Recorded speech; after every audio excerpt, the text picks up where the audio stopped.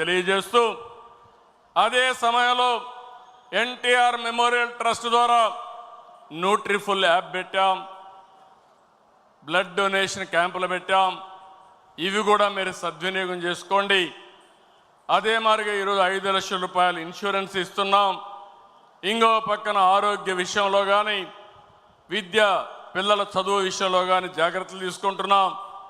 ఈ రెండే కాకుండా ఆర్థికంగా కూడా మన కార్యకర్తల్ని పైకి తేవడానికి ఎలాంటి కార్యక్రమాలు చేయాలనో అది కూడా ఆలోచిస్తున్నాం. 1 ఫ్యామిలీ 1 ఆంటర్‌ప్రెన్యూర్, అందులో మన వాళ్ళను కూడా ప్రాధాన్యత ఇవ్వడానికి ఆలోచిస్తున్నాం అని చెప్పి కూడా నేను మీకు తెలియజేస్తున్నా. అయితే ఈరోజు మీరందరూ కూడా ఈ విషయంలో కూడా కూటమి అంతా కూడా ఐక్యంగా ఉండాలి. 2029లో 2024 కంటే పెద్ద మెజారిటీతో గెలిపిస్తామని హర్షాన్ని, ఆమోదాన్ని తెలియజేయాల్సిన బాధ్యత మీ అందరిపైన ఉంది. అదే సమయంలో పేదల సేవలో సోషల్ రీఇంజనీరింగ్,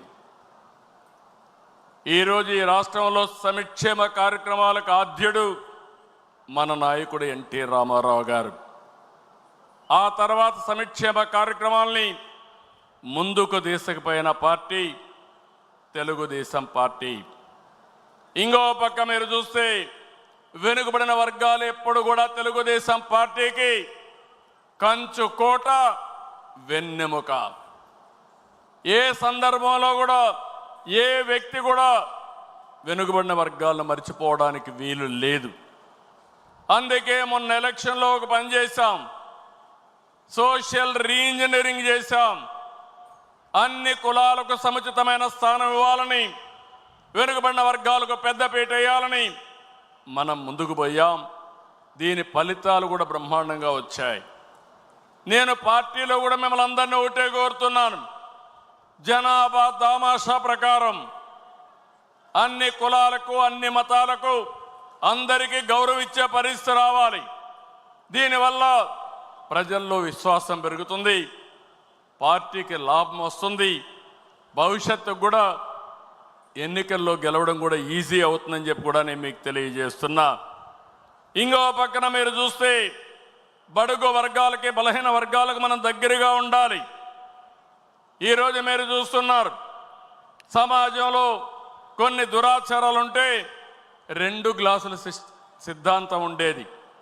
జస్టిస్ పున్నయ్య గారి కమిషన్ వేశాను, ఆయన ఇచ్చిన రికమెండేషన్లు అమలు చేశాం. ఈరోజు అంబేద్కర్ గారి స్ఫూర్తిని పూర్తిగా అమలు జరిపిన వ్యక్తి ఎన్టీ రామారావు గారు అయితే దాన్ని లాజికల్గా తీసుకుపోయిన పార్టీ తెలుగుదేశం పార్టీ. ఈరోజు మనం గుర్తుపెట్టుకోవాల్సింది, ఫస్ట్ టైం బాలయోగిని లోకసభ స్పీకర్గా చేశాం, ప్రతిభా భారతిని అసెంబ్లీ స్పీకర్గా చేశాం, ఎర్రం నాయుడు, యనమల, కళ, కేఈ, అయ్యన్న పాత్రుడు, కాలవ, నక్క ఆనందబాబు వంటి బలహీన వర్గాలకు సంబంధించిన నేతల్ని పార్టీ ఈరోజు ఎంతో గౌరవించి ముందుకు పోయాం. వారి సేవలు కూడా పార్టీకి ఎంతో చేశారు, ప్రజలకు సేవలు చేశారు. వాళ్ళని ఎప్పుడూ మర్చిపోలేమని చెప్పి కూడా నేను మీకు తెలియజేస్తున్నా. సామాజిక న్యాయం చాలామంది మాట్లాడారు, చేసి చూపించిన పార్టీ తెలుగుదేశం పార్టీ. ఒక్క వెనుకబడిన వర్గాలే కాదు, ఎస్సీలు ఉన్నారు.